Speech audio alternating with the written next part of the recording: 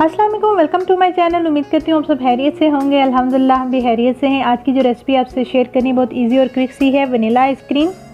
Ice cream के लिए हमें चाहिए 1 कप कंडेंस मिल्क, 1 टीस्पून जो है वनीला एसेंस और 1 कप हमें चाहिए व्हिपिंग क्रीम और साथ ही जो है 2 टेबलस्पून चाहिए कॉर्नफ्लोर, हाफ लीटर हमें फ्रेश मिल्क चाहिए। एक खुला सा बाउल ले लेना है, उसको जो है फ्रीज़र में ठंडा कर लेना है। उसके बाद 1 कप जो है हमारी जो व्हिपिंग क्रीम है वो ऐड करूँगी और इसको अच्छी तरह से हमने बीट कर लेना है। और इतना बीट करना है कि ये बिल्कुल स्मूथ सी और फ्लफ़ी सी होने लग जाए। तो जब ये थोड़ा सा ये फ्लफ़ी होने लग गई है तो इसमें मैं ऐड कर लूँगी 1 कप जो है हमारा कंडेंस मिल्क। ये हम इसमें ऐड कर देंगे। कंडेंस मिल्क मैंने आपको बनाना सिखाया हुआ है, इसका लिंक मैं डिस्क्रिप्शन बॉक्स में ऐड कर लूँगी, आप वहाँ से चेक कर सकते हैं।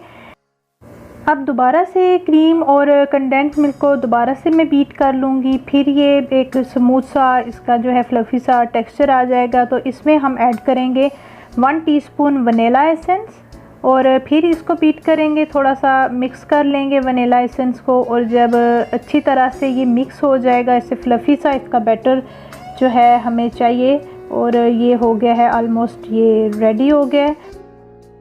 और उसके बाद एक मैंने पैन ले लिया और फ्लेम को ऑन कर लिया है और लो फ्लेम पे हमने रखना है और हाफ़ लीटर मिल्क इसमें ऐड कर दिया गर्म होने के लिए। साथ ही 2 टेबलस्पून जो कॉर्नफ्लावर था उसमें थोड़ा सा मिल्क ऐड किया और इस पाउडर को अच्छी तरह से हमने मिक्स कर लेना है और अच्छा सा इसका जो है लिक्विड बना लेना है जिसमें ये कॉर्नफ्लावर अच्छी तरह से मिक्स हो जाए।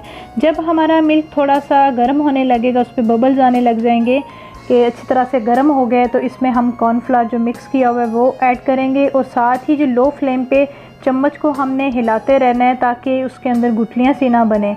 और बिल्कुल आपने अच्छी तरह से उसको मिक्स करना है कि स्मूथ सा उसका टेक्सचर बन जाए। ये ऑलमोस्ट हो गया डन। इसको हम ठंडा कर लेंगे। ठंडा होने के बाद इस सारे मिक्सचर को जो है वो क्रीम वाले मिक्सर में हमने मिक्स कर देना है और अच्छी तरह से स्पैचुला से इसको मिक्स कर लेना है। ये याद रखना है कि ये कॉर्नफ्लावर वाला हमने जो मिक्सर बनाया है ये ठंडा होना चाहिए, गर्म नहीं होना चाहिए। और इस सारे मिक्सचर को अच्छी तरह से मिक्स कर लिया और स्मूथ सा इसका टेक्सचर आ गया। अब इसको एक कंटेनर में मैं जो है स्पैचुला से अच्छी तरह से मिक्स करके ऐड कर लूँगी और इसको अच्छी तरह से मिक्स करना है ताकि इसके अंदर एयर बबल ना बने हुए हों। और इसको हमने आइसक्रीम को जो है 4 से 5 घंटे के लिए फ्रीज़र में फ्रीज़ कर देना है।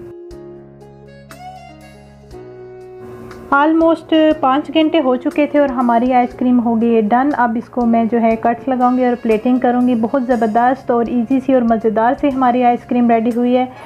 और आइसक्रीम की रेसिपी को आप ज़रूर ट्राई कीजिएगा। इसका जो है फुल डिटेल डिस्क्रिप्शन बॉक्स में ऐड कर दूंगी और घर में इसको ट्राई करें। और बच्चों को जो है ये आइसक्रीम बहुत पसंद होती है, तो आप इजी से वे से घर में ही रेडी करें। दुआओं में याद रखिएगा। तब तक के लिए अल्लाह हाफिज़।